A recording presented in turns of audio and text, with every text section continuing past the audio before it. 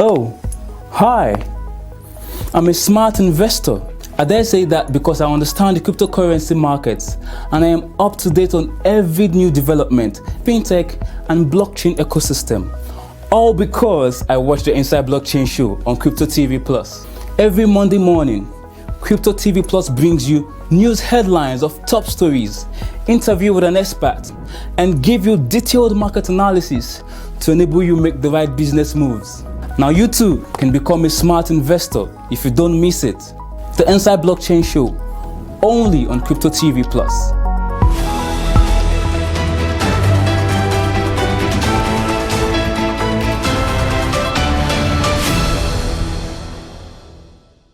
And keep watching Crypto TV. Don't touch that dial. Peace. This program is brought to you by OKEX, the most trusted digital asset exchange. Hello and welcome to the program. You're watching Inside Blockchain live from Crypto TV Plus. I am Bobby Adike. The Central Bank of Nigeria on the 5th of February released a circular to all financial institutions regarding bank accounts with cryptocurrency-related transactions. This circular covered that all transactions that facilitated cryptocurrency payments are outrightly prohibited. From that point to date, the ban has been effective as most crypto-related bank accounts were frozen by the central bank. Now, on the 25th of October, the CBN launched a Nigerian-issued digital currency dubbed eNaira, which was built on a private blockchain, Hyperledger Fabric, to be specific. Now, this is the same technology that powers cryptocurrencies. And recently, all local banks and financial institutions were once again reminded of strict compliance with the restrictive order by another letter issued by the Apex Bank. The letter states that, and I quote, "Accounts of persons or entities transacting in or operating with cryptocurrency exchanges should be identified and closed down immediately." Now, this has stirred up a lot of varied reactions and has drawn massive attention to the Nigerian crypto space. Despite the negative effect it had on cryptocurrency transactions, especially for the Nigerian crypto market, it gave rise to many innovative concepts such as peer-to-peer or P2P crypto trading and various crypto-centric fintech startups. Now, this simply goes to show that Nigerians have embraced cryptocurrency as it has positioned itself to be an unstoppable digital force. Joining us to explore this issue is Franklin Peters, founder CEO BoundlessPay. Now, BoundlessPay is a decentralized finance platform that allows you to make swift, secure, convenient, and affordable transactions globally without restrictions. Now, first of all, Franklin, I would like to welcome you to the Inside Blockchain and also to say that I'm very happy to have you join us on today's episode. Thank you so much, Bobby. It's good to be here. Yes, it's good to have you too. First of all, before we proceed, how are you? I'm good. I'm very good, and it's Fantastic. it's been good hearing what's going on in Nigeria. Not from the perspective of the negativities, but from the positive things that are coming out from Nigeria. I believe that Nigeria has an amazing future, irrespective of the ill treatments we get from the government. I believe in the youth of Nigeria, and I believe that we have the power to change things. Thank you. Great stuff, great stuff. We always have to keep a positive mindset despite everything. Now, before we proceed, Franklin, I'm curious to know something. Can you give us a brief explainer on what BoundlessPay represents, the solutions you're providing, and the journey so far? All right. So BoundlessPay is basically what Nigerian banks is not. It's Boundless is a banking or fintech application built on the blockchain. That's a very direct way of putting it, Exactly.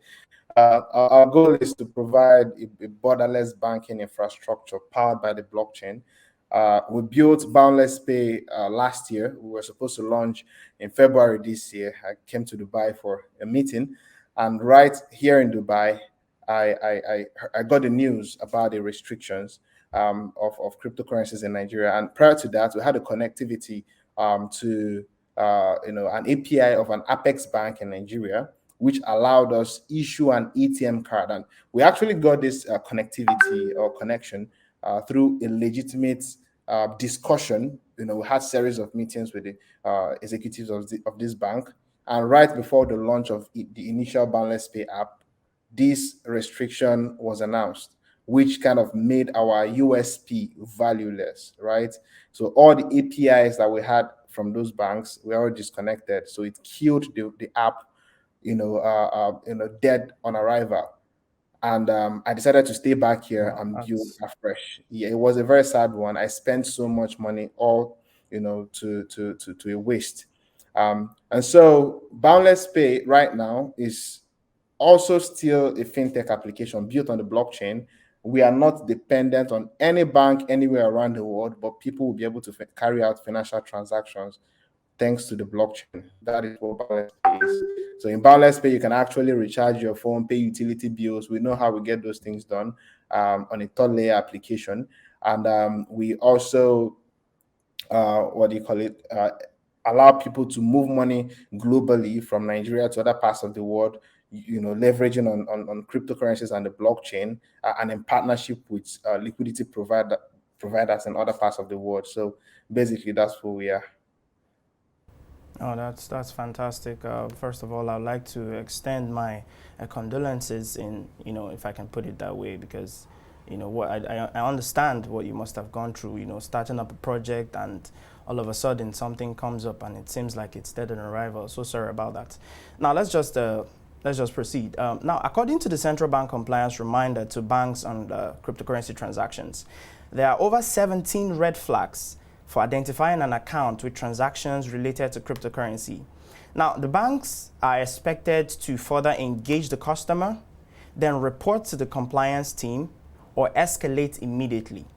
Now, I don't know if you've come across the document that I'm talking about. Now, in your view, what would you say is the end game of the CBN? All right, so I think it's a lot of things put together, because first of all, cryptocurrencies is not illegal in Nigeria. And I'm going to say it again, cryptocurrencies is not illegal in Nigeria. There's no constitutional proof or backing to what CBN is doing right now, because it's not recognized as anything in Nigeria for now. Before such kind of thing can be recognized, it has to be passed through the Senate. It has to be, made into a law. But there's nothing like that first. Secondly, the same country, the same government, the same central bank went ahead to launch eNaira, which is a cryptocurrency. So if you say that people should not trade cryptocurrencies, are you not indirectly stopping people from trading or from using your digital currency, which is eNaira? That's the second thing. So somehow they are shooting themselves on the leg. They are creating fear, towards cryptocurrencies, and then they are still launching one. So however you look at it, somehow they are trying to somehow monopolize the entire market. This is how I see it, right? They're trying to monopolize the market. Yes. They're trying to create their own digital currency and then make people leave the existing ones to start using cryptocurrency, their own digital currencies. But this is not the way to go, in my own opinion, right?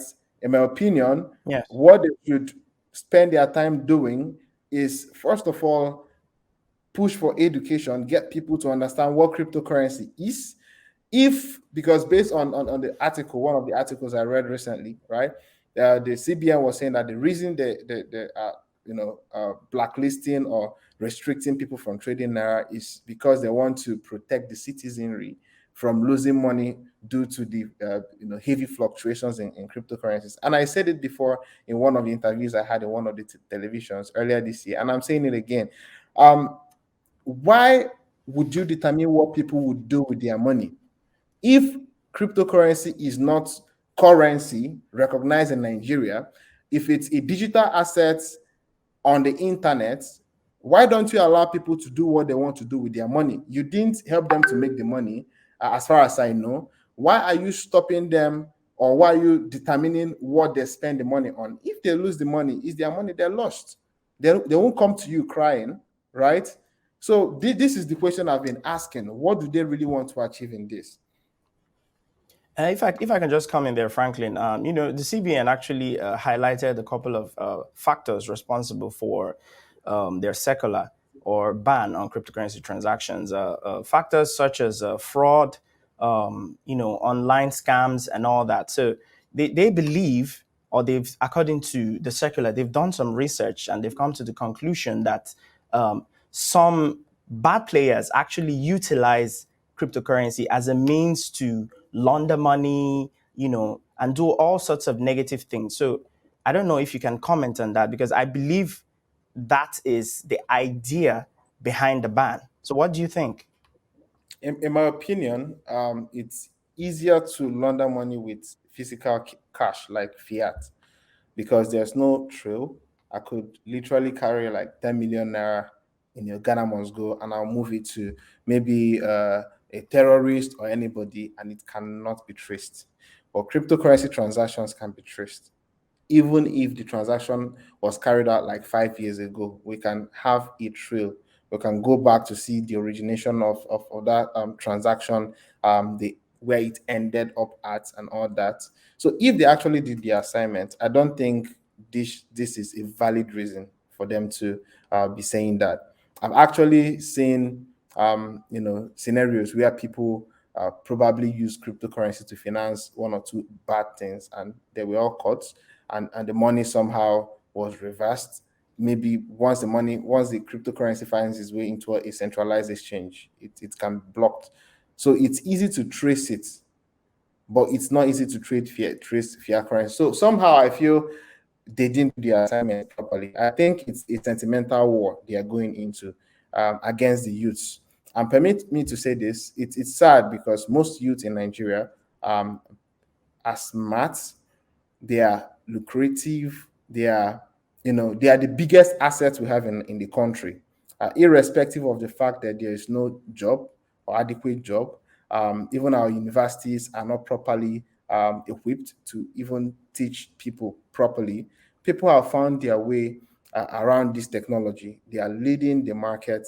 Most of them, in fact, if you look at the total trading volume that is happening globally in cryptocurrencies, you realize that 80% of it, or maybe 60% of it, is being carried out by Nigeria, right? According to statistics.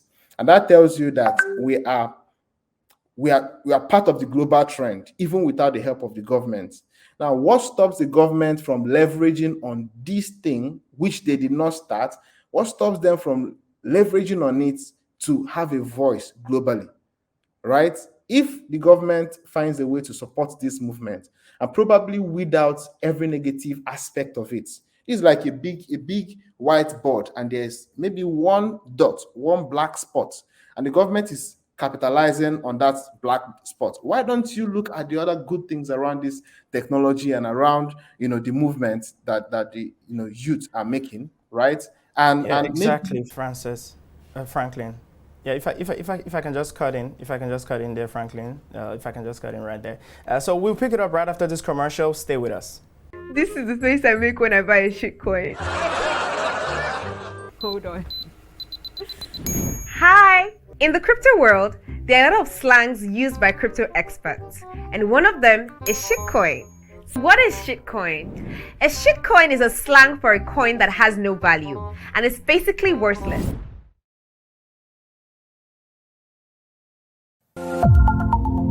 This program is brought to you by OKEX, the most trusted digital asset exchange. And keep watching Crypto TV. Don't touch that dial. Peace.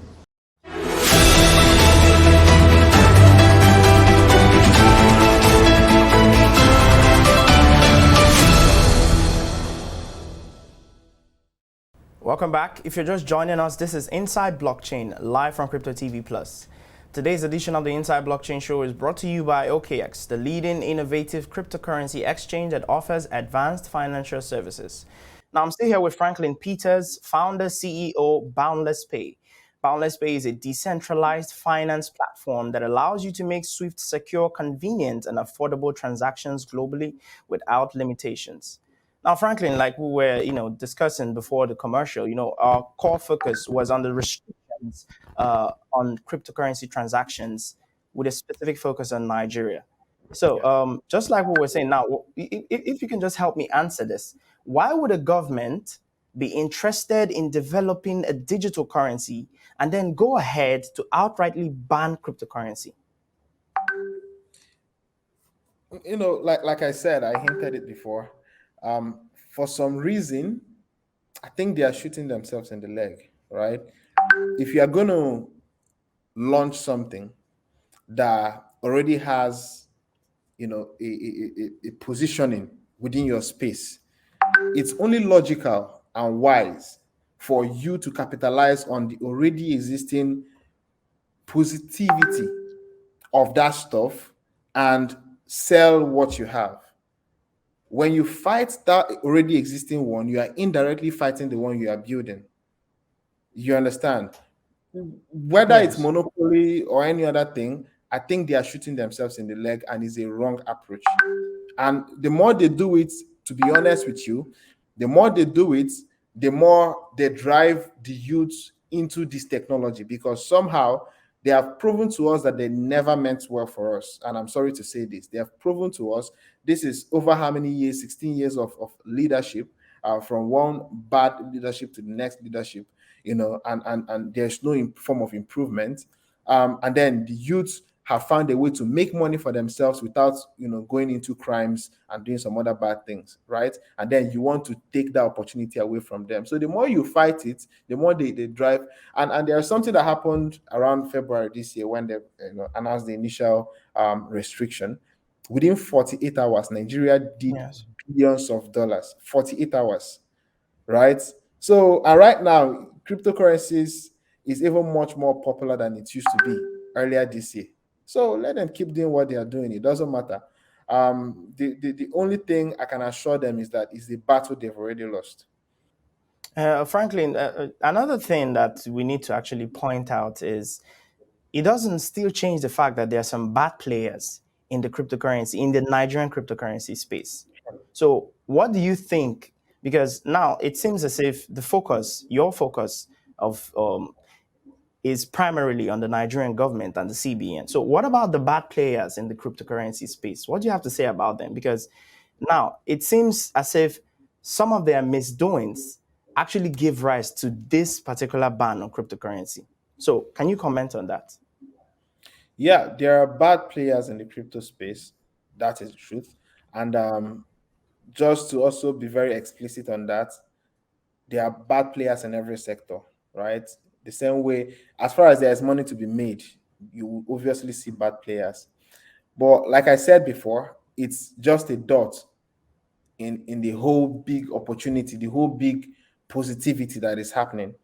Um, what the government would have done, like I said before, is find a way to assist the good players in the space and then fight the bad players in the space. Find a way, even if maybe the regulation you are creating or the restriction you are creating can be structured in a way that it weeds out the bad eggs. Let them do it, right? Why focus on why fight the entire system and call it bad when it's just one aspect of it that is bad? So my recommendation would always be, right, and the way I see the crypto space currently is there is a uniting force within the space, right? That has come to stay. There's a movement that is currently ongoing. Maybe I wouldn't mention it. And that movement has brought every player in the space together. Even before that, we didn't have regulation in Nigeria for cryptocurrencies. We came together and created a self-regulating body. Not one, not two, not three. There is CBAN, there is CDIN, there are a couple of them. All these people are together fighting crime in the crypto space. You understand? Even without the help of the government. So they Yes. are always going to be the bad players. But the thing is, put the energy in fighting the bad players. Don't kill the entire system. That's what they should do. Fantastic stuff. So, Franklin, another key point in the CBN reminder states that, and I quote, accounts with high volume transactions operated by individuals between ages of 18 to 30 will be flagged. Now, what do you think? What are the odds of that? Because it just seems as if, the focus is on the younger demography of Nigeria. What do you think are the odds of that? Yeah, they're indirectly trying to insult us. Let me put it that way. They are indirectly trying to tell us that we really can't be rich legitimately, right? Because I don't see how an amount you have in your bank account would reflect that you are doing something bad, or something like that. There's a country in the US that churns out a billionaire every week. I think I read that stuff last year. One particular location in the US, every single week, a new billionaire, and these billionaires are less than 20 years old, between 20 years old and 30 years old. This is the new generation. This is a woke generation. This is a generation that understands technology. They understand the internet. They are not necessarily doing anything bad, but they have found a way to take advantage of this technology to either create solution or to leverage on existing solution to provide services to other people around the world. You understand? And as they do these things, they make money for themselves. So I should be scared right now of making money, or maybe because the government feels that if I have X amount of money in my bank account, I'm doing something bad. I should now, if I make up to 15 million, I should relax. If opportunities come, I should tell them, hold on, please. I don't want to do business with you. Let me finish eating the one I have before I start making more. It doesn't make any sense. It's not logical at all. So it's as if they are fighting even the economy. The government is fighting itself. We are saying our GDP is very low. If you multiply the number of people we have in the country as citizens, and the amount we have as the budget by the government to provide or cater to the needs of the people, is not even enough. We are officially the brokest country in the world if we were to look at it properly. And then these youths do not even disturb you for share the money, eat it, do whatever you want to do with it, right? They are making their own money by themselves. They are attracting money into the country.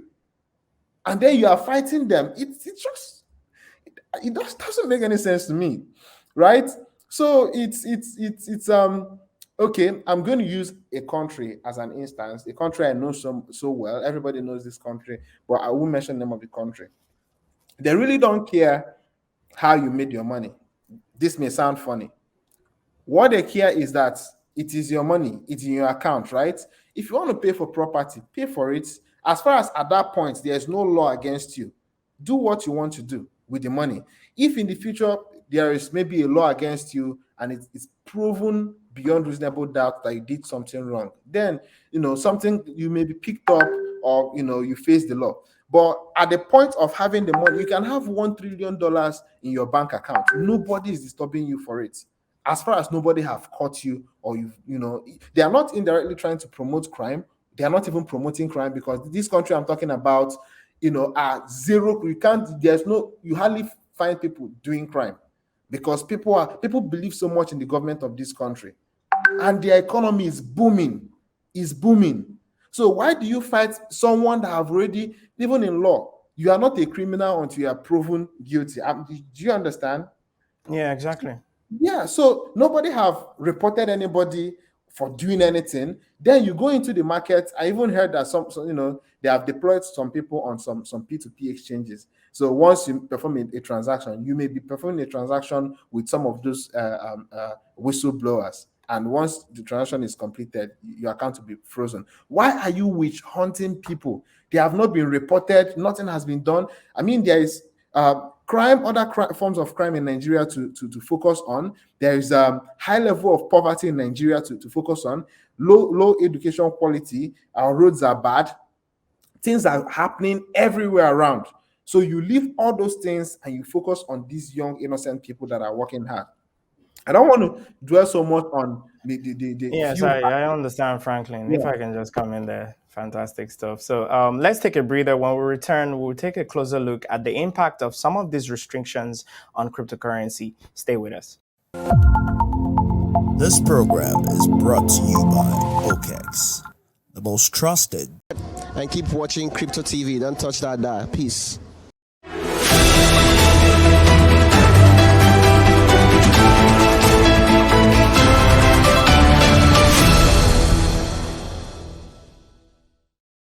Welcome back. If you're just joining us, this is Inside Blockchain live from Crypto TV Plus. So I'm still here with Franklin Peters, founder, CEO, BoundlessPay. BoundlessPay is a decentralized finance platform that allows you to make swift, secure, convenient, and affordable transactions globally without limitations. Now, Franklin, with what we are seeing in China, do you think Nigeria is gradually towing the line of becoming a communist state? By always wanting to stifle innovation, especially when the youth are involved. What are your thoughts on this, Franklin? To be honest, you know, I've not thought about it in this light, but I think it is a true fact. Somehow, Nigeria is turning into, um, a communist state. And if you look at it very closely, you discover that the eNaira of a thing that was launched recently is a bank, a digital bank that is fully controlled by the Central Bank of Nigeria. And this is not how Nigerian structure was created to be. The structure, our financial structure, was supposed to be the central bank regulating and watching over the financial ecosystem per se. And then they give power to the banks, Apex banks, to then offer these services to the people. And in a couple of months or years down the line, we may discover that the Apex banks are just like right now the every other person, while the central bank means creates issues, regulates, determines who does what and when he does it. So somehow, I feel the whole power is going back to the central government, while the rest of the people are left to clamor and hope on whatever comes to them at the end of the day. So somehow, yes, we are tilting towards that direction. Some months ago, Twitter was banned in Nigeria. It's only in communist states that that kind of stuff would happen, where you don't allow people to express themselves. Anything that would come against the government is shut down. So the youths came together. They came up with a voice. They called it the NSAS movement. They were shut down. A lot of them were killed. What do you call it? Twitter. Something happened in Twitter. It was shut down. Right now, people are trying to pursue their financial freedom. It's shut down. We are tilting towards that direction, and it's a very bad one. Wow, great stuff, great stuff. So, Franklin, now, in light of what you just said, do you think the CBN banning cryptocurrency in Nigeria, now, do you think the general populace will adopt the eNaira as a primary medium of exchange? I would say it's not likely to happen because people have seen the light. If the eNaira came out before people understood what cryptocurrency is, I think maybe it would stand a chance. But right now, people have seen that the naira is a crashing currency anyway. But as at 8 months, 10 months ago, the exchange rate of naira to dollar was way better than what it is today. About 12 months, I would say 15 months ago, it's almost half of what it is today. So the value or the spending, what do you call it? The value of our naira has dropped almost 100% since the last 1 year or 2 years. Okay, and people that have tasted cryptocurrencies have seen that instead of once they put money in cryptocurrencies, in most cases the value doubles or triples. So a good number of the youths have embraced this stuff. So why would you drag them back to hold a currency whose value keeps depreciating? And then you are not even doing it in a nice way. You are fighting them, you are dragging them, you are forcing them. But unfortunately, the blockchain is decentralized, and you really can't stop it. You understand? As far as people have access to the internet, they can have access to the blockchain. So I don't see the eNaira becoming an accepted what do you call it, currency by the youths. It will be in existence. Maybe a couple of businesses will be forced into using it, else they won't be able to operate. No problem. Maybe some institutions, government institutions, will force you to use it. But trust me, people will always find a way to use crypto to keep majority of their money in crypto and just have the few that they will have to spend on a daily basis on the eNaira, and that's the total failure. If your country or your citizens do not have faith in your government and in your currency, is a failed institution, country. Is a failed system. Well said, Franklin. Now, before we let you go, now, what do you think is the future in light of everything that has happened? What's the future for Nigerians? What's the future for businesses, crypto-centric businesses, fintech startups that have over time been involved in cryptocurrency transactions and have amassed great revenue? What's the future for the employees? In light of everything, people want to know what's the next step for Nigerians. Yeah, the next step for business, I'll talk about the future in two facets. The first is the businesses who have been in the crypto space and have been offering solution services to people, and maybe this stuff have affected them in one way or the other. The future for them is in their hands, because if they can leave the country and find a way to register their business, which is what is happening. Most businesses have right now found a way to get licenses in other countries, and just like usual, they are now importing their services into Nigeria. I mean, this is what the government wants, and this is to keep happening. They don't appreciate their own. They frustrate them when they try to strive, and these people would eventually exit the country, build those solutions in a different location, and then import it into the country, as an imported product. And then other countries will have the money flow back to their own. So let them continue with that. Let them, enjoy that while it lasts. Thank goodness we have just 3 years left. We have till 2023 before the next government comes into place. So the future I actually see is a future where the youth and the businesses that have been affected the most by this unite together, have one voice, and choose for themselves a leader that will be able to lead this country into the future. Because the way it stands now, we're actually in the past. Unfortunately, the leadership we have now is the same leadership we had about before I was born. Let me just put it that way. I wasn't born when the current leadership was maybe I was young. Yeah, I wasn't born. Yeah, when the current leadership was the president, was the head of state in this country. So, and we still have him. So, as far as I'm concerned, we are still like that something years behind. So, hopefully, in 2023, we get into the future, it all falls back on us to decide to do what we have to do. I understand that people are scared that when they go to vote, at the end of the day, it doesn't count. But let's find a way to do that in every way possible. I'm sorry, I'm going to take a little bit of time. If we can put our voice together, put our finances together, find credible leaders, support them. If we don't have the money to support them, let us use Twitter, let's use Facebook, let's use every possible medium and support them, put the word out there. Let's go and vote if it's possible for those who are in the country, those who are not. However it is, let us get the leadership of this country correct, because everything falls back on the leadership. Thank you. Well said, Franklin. Well said, fantastic stuff. So I don't think this show would be complete if we don't talk briefly about the rave of the moment, Wakanda Inu.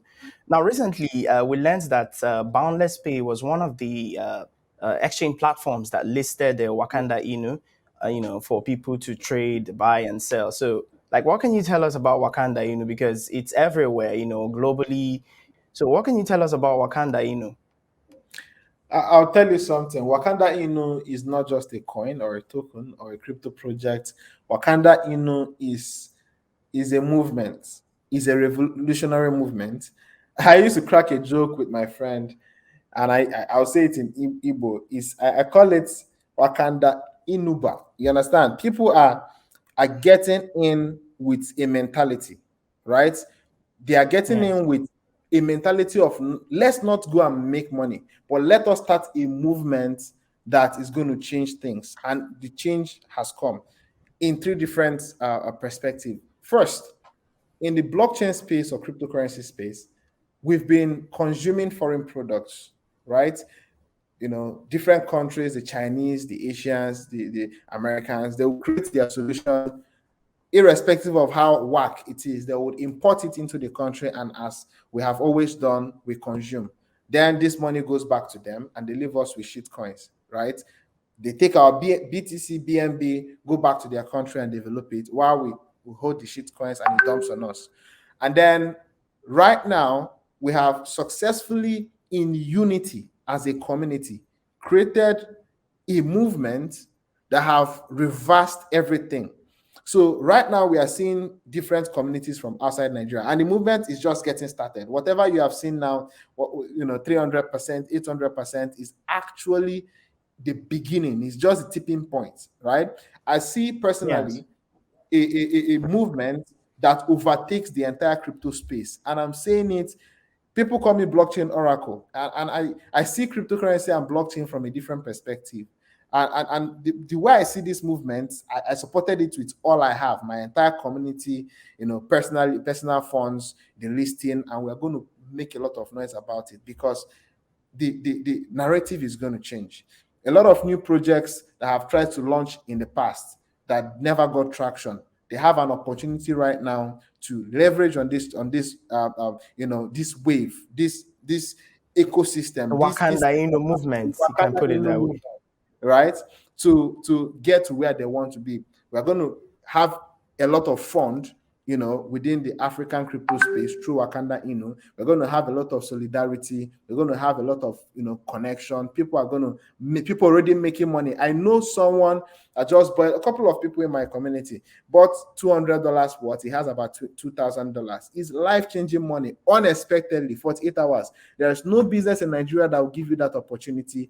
There is no currency. If you hold Naira in 24 hours, the value of your Naira has reduced. So this has added value to the Nigerian crypto space, and it will keep happening. So right now, everybody is putting more effort to ensure that this very Wakanda Inu project, beats even the best of, you've heard about Shiba Inu and the rest of it. I believe that Wakanda Inu is going to do much more than what they have, because we have the volume. And to shock you, most of the volume that we even have that is even existing in Shiba Inu is mostly from Africa. And if those Africans can come together to put their head, their finances on Wakanda Inu, I believe we are going to topple it. Great stuff, Franklin Peters. Thank you so much. Great stuff. We do hope that the Wakanda Inu movement actually lives up to expectation and stands the test of time. Thank you so much for joining us on the show, Franklin. Thank you so much. And I do enjoy the rest of the day. The show in the future. Thank you. Bye. Yes. Thank you so much. Much appreciated. Yeah. And that will be all on today's program. You can get more market updates and all the happenings captured within the world of blockchain and cryptocurrency on our website, cryptotvplus.com. Follow us on social media, Facebook and Twitter at CryptoTV+ to get daily info on our programs. And also subscribe to our YouTube channel, CryptoTV+, for more amazing content. Today's edition of the Inside Blockchain Show is brought to you by OKX, the leading innovative cryptocurrency exchange that offers advanced financial services. Thank you for joining us today. I'm Bobby Ayadike. Till next week.